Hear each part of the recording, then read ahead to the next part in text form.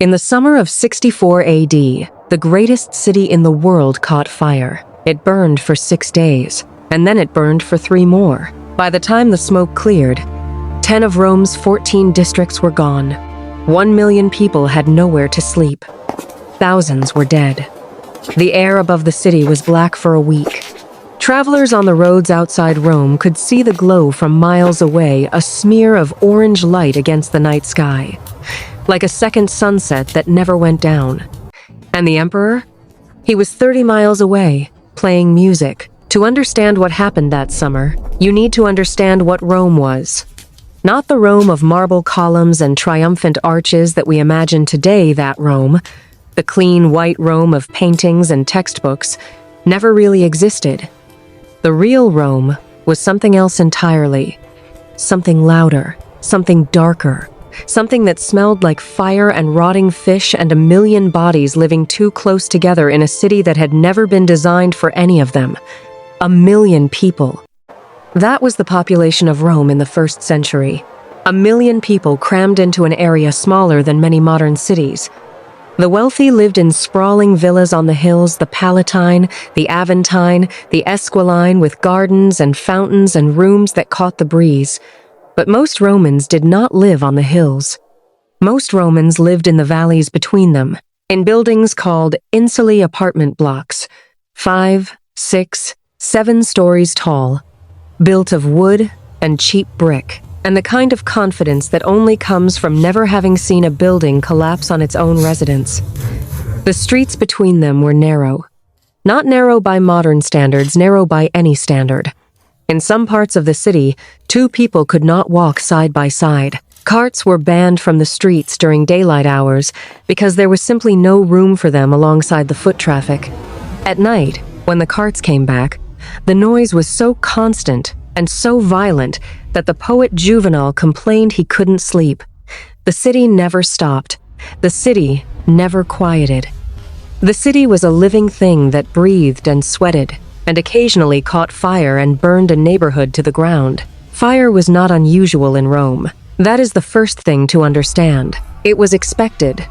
Every summer, when the heat came and the wood dried and the cooking flames multiplied across 1 million cramped kitchens, something burned. A tenement here, a warehouse there. The fire brigades, the vigiles, 7,000 men spread across the city in 14 cohorts, knew the summer months. They knew what summer meant, but they had never seen anything like this. The night of July 18th was a Saturday.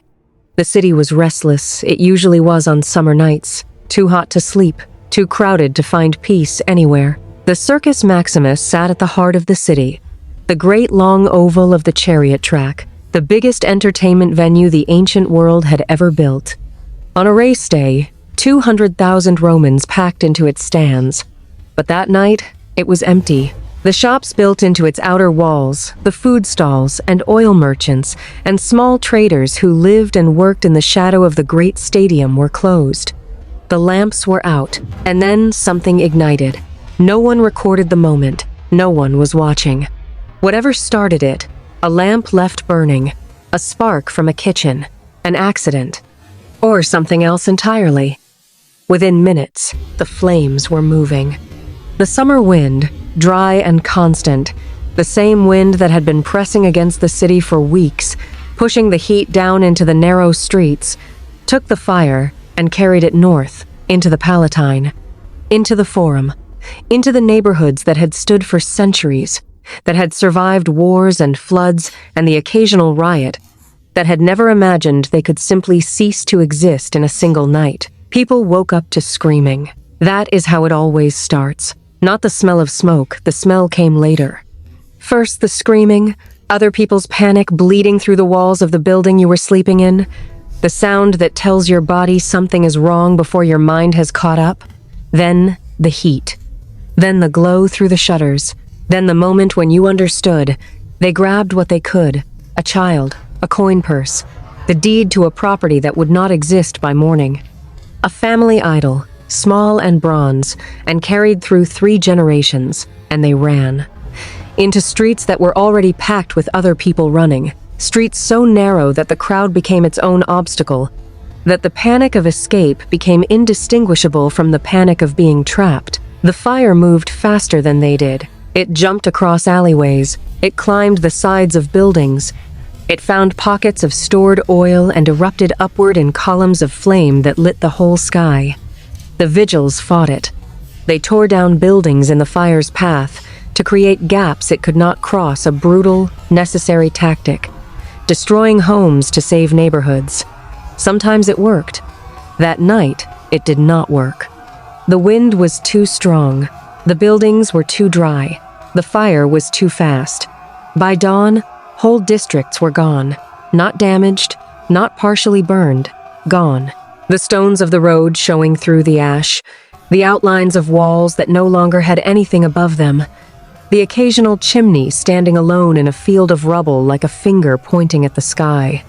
And the people who had lived there packed into the open spaces of the city, into the temples that had survived, into the gardens of the wealthy who had opened their gates, or simply sleeping in the fields outside the city walls, under the stars, with nothing.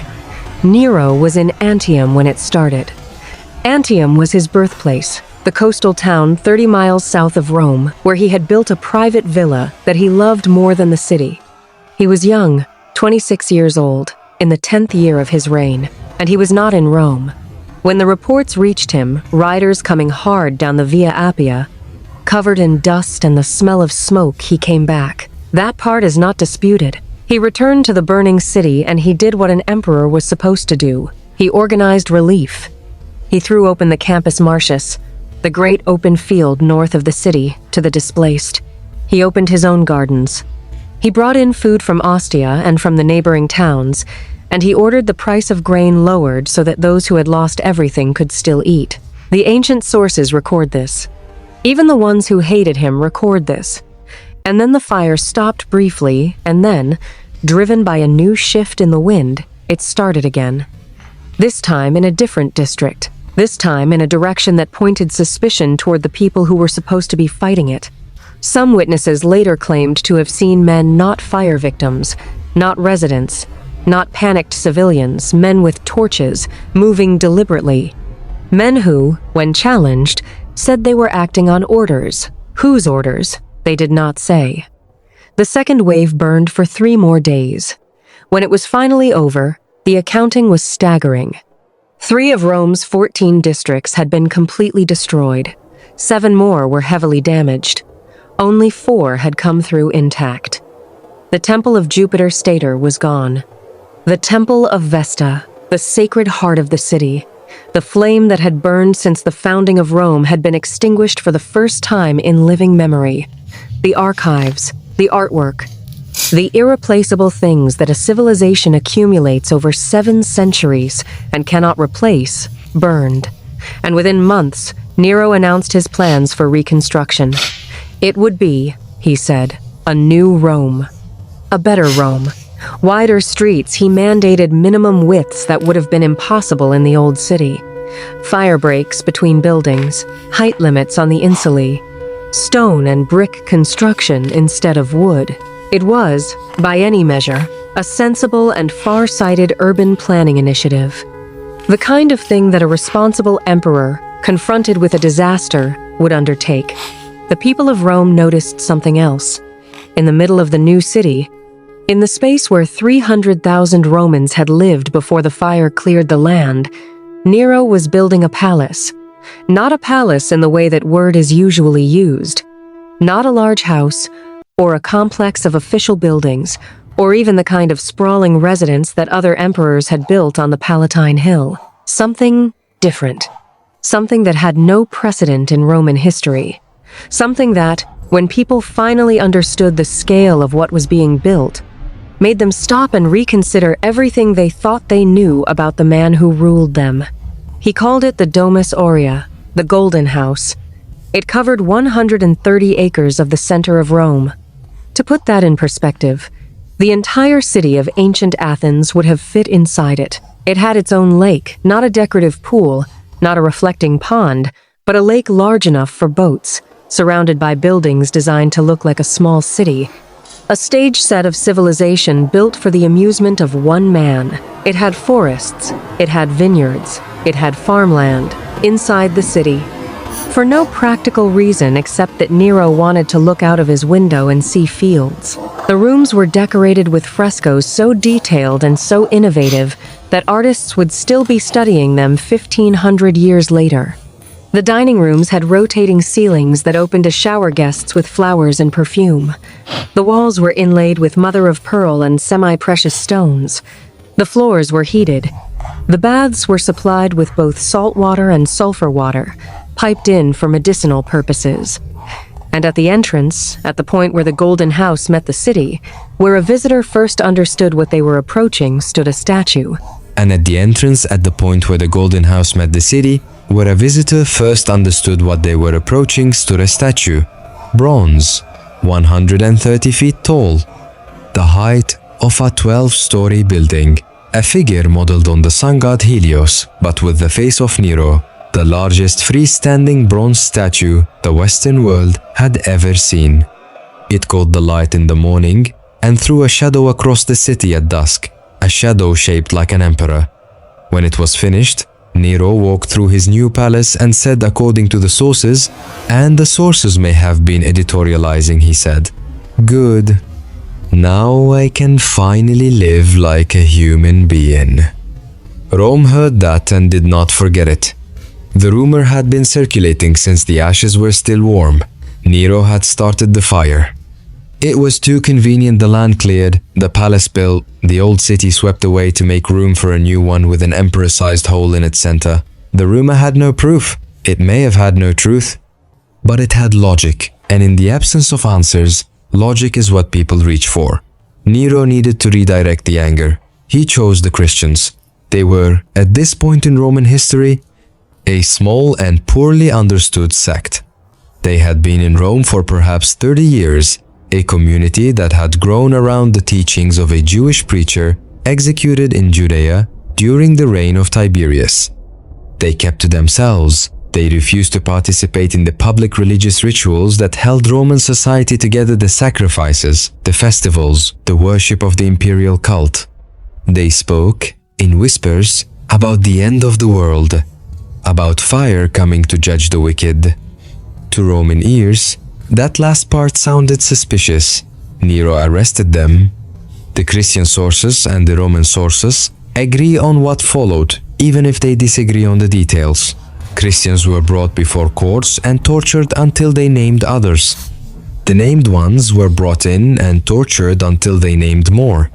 The accusations spread through the community like the word is unavoidable, like fire. The executions were public.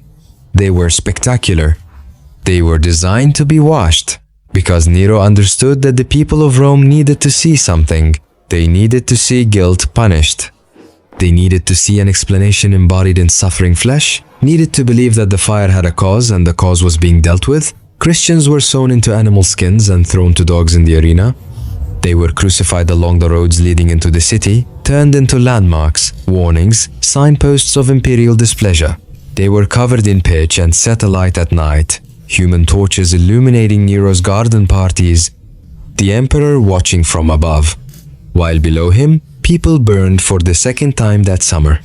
Tacitus, and this is important, because Tacitus was not a Christian and had no particular sympathy for Christians, Tacitus wrote that even Romans who despised the sect felt pity watching this. Even people who believed the Christians were guilty of something felt that what was being done to them exceeded any crime they might have committed. It was not justice. It was performance. Among those who died in those months was a man named Peter. He had been a fisherman in Galilee before he became a follower of the preacher from Nazareth. He had come to Rome, the center of the world, because if the message was going to reach the world, Rome was where it had to begin. He had been in the city for years, building the community that Nero would now destroy. When they came for him, he asked for one alteration to his execution. He said he was not worthy to die the same way his teacher had died. He asked to be crucified upside down. They granted the request. On a hill just outside the city walls, a low, unremarkable hill used for executions, the kind of place a city accumulates at its edges when it needs somewhere to put its condemned. That hill is now called Vatican Hill. The church built above Peter's grave is called St. Peter's Basilica. The city that grew up around that church is called Vatican City. All of it, every stone of it, every pilgrim who has ever walked through its gates traces back to that hill, that execution, that summer. The summer Nero may or may not have burned Rome. The question of whether he actually did it has occupied historians for 2,000 years and will probably occupy them for 2,000 more. The evidence is genuinely ambiguous. Tacitus, the most rigorous ancient historian, says the fire started in the shops near the Circus Maximus and spread by accident, but he does not rule out human intervention, and he notes the suspicious witnesses who claim to have seen men with torches. Suetonius, writing 50 years after Tacitus and with less commitment to precision, says Nero did it openly and sent agents to start fires in multiple locations. Cassius Dio, writing a century after that, agrees with Suetonius. But here is the problem with all three of them. They all wrote after Nero was dead. They all wrote after the Flavian dynasty. The family that came to power after Nero had spent years rewriting the narrative of his reign, emphasizing every cruelty and every excess, building a monster out of a complicated man because monsters are politically useful. The Colosseum was built where Nero's lake had been. The colossal statue of Nero was rededicated, renamed, given a new face, turned into a monument to the sun, rather than an emperor. Nero's golden house was buried under the public baths of his successors. History is not a record.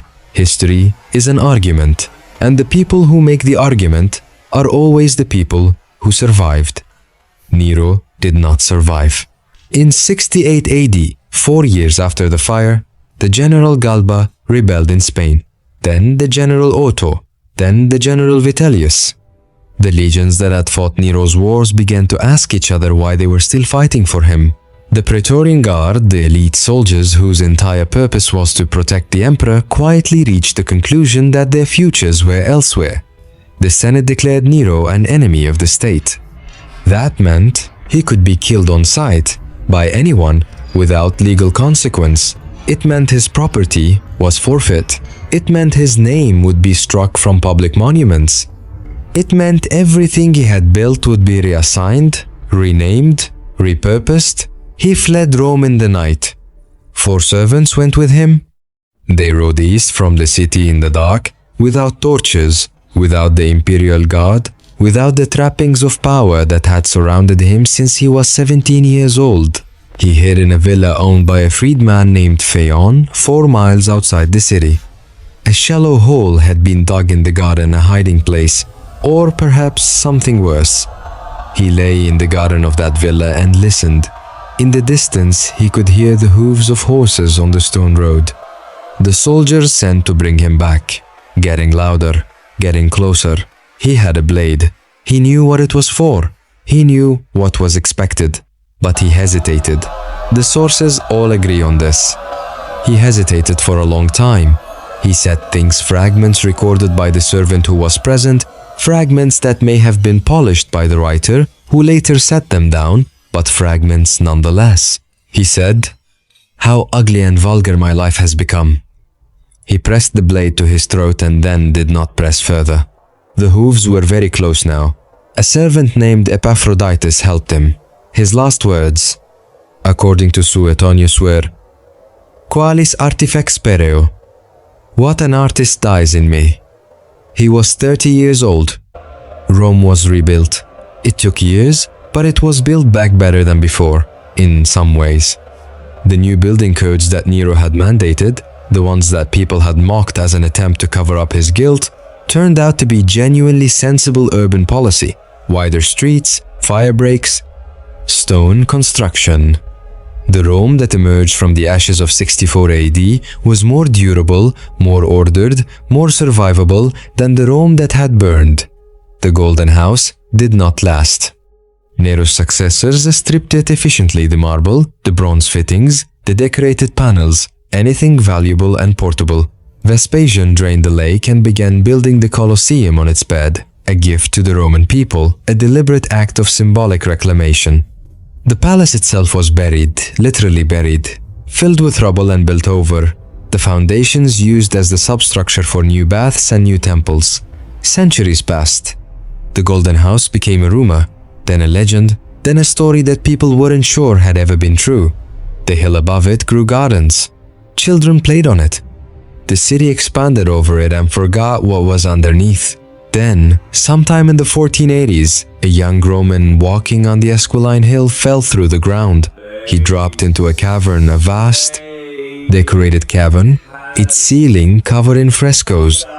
Strange images, delicate figures, intricate designs of animals and flowers and mythological scenes, painted in colors that had not faded in 1400 years because they had been sealed in darkness, preserved by the very act of being buried. He had found the Golden House. Word spread. Artists came. They lowered themselves on ropes through the hole, hanging in the dark with torches, pressing their faces close to walls that had last been seen by the servants of a dead emperor. They copied the paintings. They sketched them. They carried the designs back to the surface and back to their studios and back into the living art of the Renaissance. You can see those designs today in the Vatican, in the loggia that Raphael painted for Pope Leo X, in the decorative work of buildings across Italy and France and Spain. The style even has a name, grotesque, from the Italian grotta, meaning cave, meaning the cave where those paintings were found, Nero's cave.